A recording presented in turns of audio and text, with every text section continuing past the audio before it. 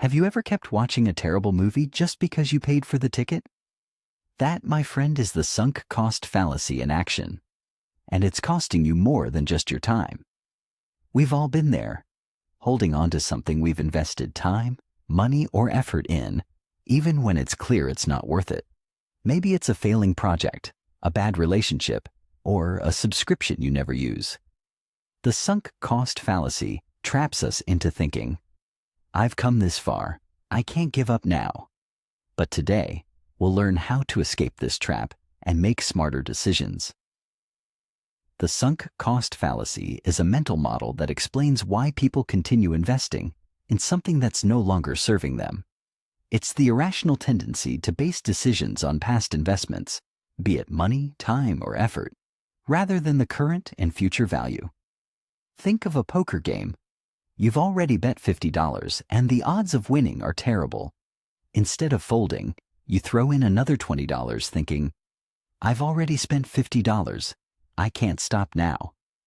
That extra $20 is what's called a sunk cost. It's gone, and adding more won't change the outcome. Imagine you're halfway through a book that you're not enjoying.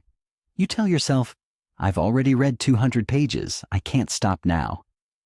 But those 200 pages are gone.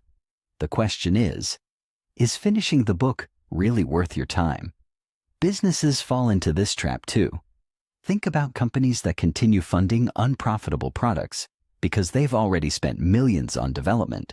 Instead of cutting their losses, they keep pouring money into a losing game. The sunk cost fallacy doesn't mean you should quit everything at the first sign of trouble. Commitment and perseverance are important, but only when the future payoff justifies the ongoing investment. The key is recognizing the difference between being committed and being stuck in a losing game. Here are a few steps to avoid the sunk cost fallacy. First, acknowledge sunk costs. Remind yourself that past investments are gone and can't be recovered. Next, focus on future value. Ask yourself, if I weren't already invested, would I still choose this path? Finally, set clear exit strategies.